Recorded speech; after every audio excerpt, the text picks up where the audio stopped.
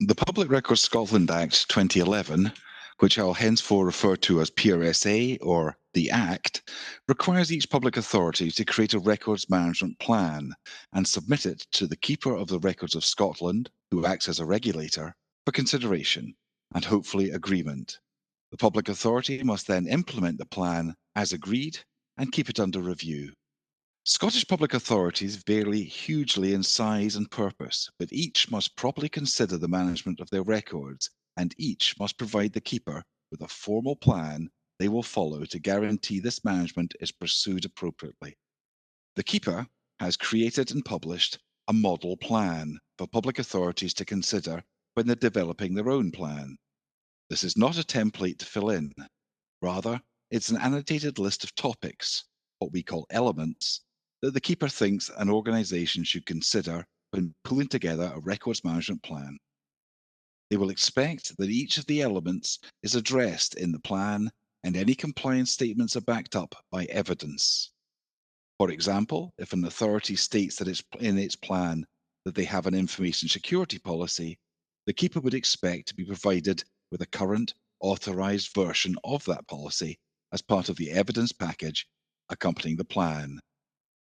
As well as the model plan, the Keeper has created a larger guidance document, which gives tips on how best to structure the plan, what issues the Keeper will expect to be addressed against each element, and what evidence you might provide. It is not the Keeper's intention to catch anyone out. There is an invitation, assessment, and agreement process that should allow an authority plenty of time to create a robust plan that will satisfy the requirements of PRSA and, at the same time, provide a strong business tool for the authority. The authority's records management plan must not be a tick box exercise simply to comply with PRSA.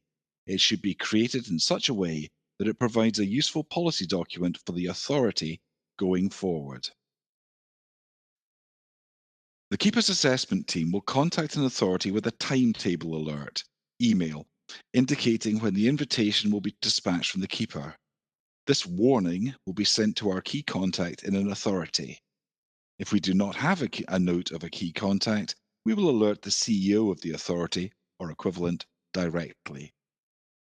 The assessment team will also publish the authority's name in our rolling invitation timetable. In normal circumstances, the invitation will be sent 6 months after the initial contact. This provides time for the authority to develop a records management plan or to carry out a detailed review of one that already exists.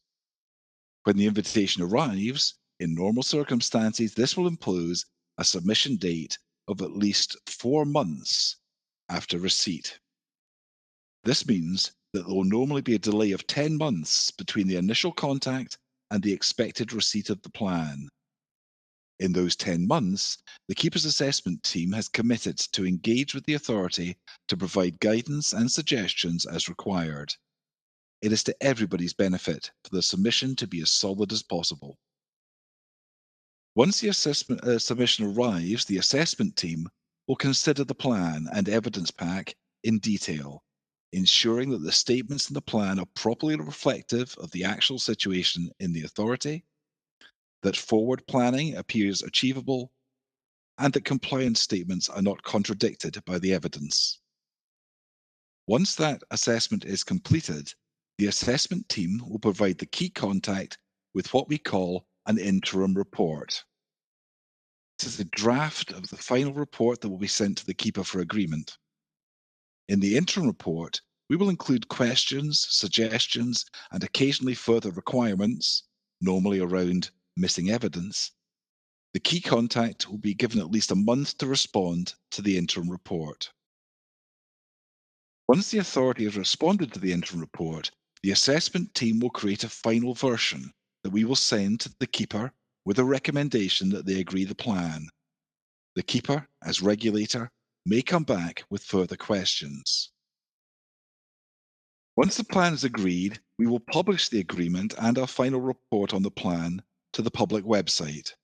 We do not publish the plan itself, which remains property of the authority.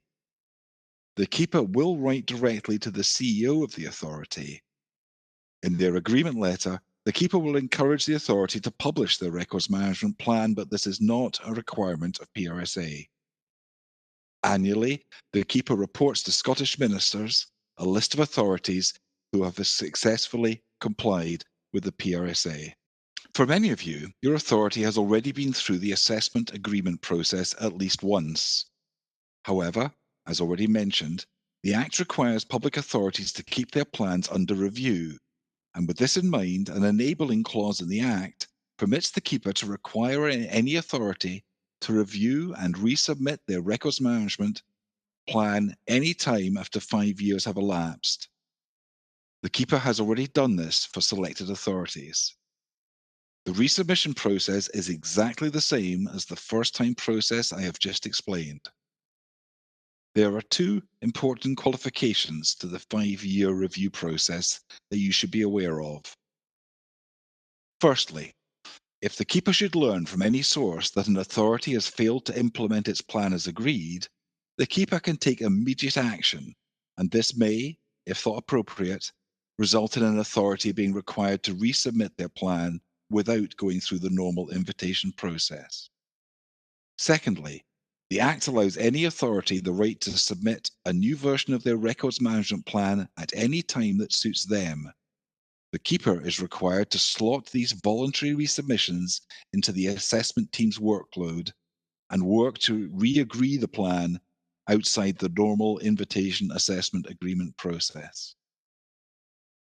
However, the keeper understands that there will be public authorities who wish to alert the PRSA team to changes in their records management provision without providing a full resubmission package or without waiting for a formal resubmission invitation. 5 years is, after all, a long time where a lot can happen, or alternatively, when nothing at all can happen. In response to this demand, in 2017, the keeper authorised the creation of a progress update review process.